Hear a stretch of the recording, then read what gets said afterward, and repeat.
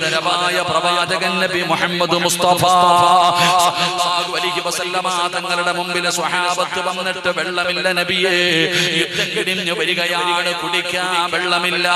നബി തങ്ങൾ എന്ത് ചെയ്തെന്നറിയുമോ? അതാ പാത്രത്തിനകത്തേക്ക് കൈയിടുകയാണ്. അല്ലാഹ് ഇടാൻ പറഞ്ഞില്ല, നബി തങ്ങൾ ഇട്ടടോ. അല്ലാഹുവിന്റെ റസൂൽ അവിടുന്ന് കൈയിട്ടപ്പോ കൈയുടെ വിരലുകൾക്കിടയിലൂടെ വെള്ളം വരികയാണ്. സ്വഹാബത്ത് കോരി കുടിക്കുകയാണ്. അവരവരുടെ സഞ്ചികളിൽ നിറയ്ക്കുകയാണ്. മതി വരുവോളം അല്ലാഹു അവർക്ക് വെള്ളം കൊടുത്തെന്ന ചരിത്രം പറയുമ്പോ പടച്ചവനെ സംസം വെള്ളം വന്നത് എവിടെ നിന്നാണ്? ഇസ്മായിൽ നബി അലൈഹിസ്സലാം പടച്ചവനെ ദാഹം സഹിക്കാൻ കഴിയാതെ കാലിട്ടടിച്ച സ്ഥലത്ത് നിന്നാണ് സംസം വെള്ളം വന്നത്. എന്നാൽ ആ ഇസ്മായിൽ നബിയുടെയും പ്രവാചകനായ അഷ്റഫുൽ ഖൽഖി നബി മുഹമ്മദ് മുസ്തഫ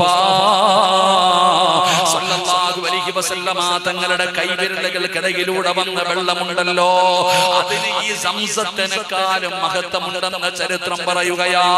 അതുകൊണ്ട് നബി തങ്ങളെ കുറിച്ച് പഠിക്കണേ. ആരാണ് അല്ലാഹുവിന്റെ റസൂൽ എന്ന് പഠിച്ചു വെക്ക്. ഇനിയെങ്കിലും ആരെങ്കിലും ചോദിച്ചാലെന്ന് പറഞ്ഞു കൊടുക്കാനുള്ള അറിവ് വേണം പെങ്ങളെ.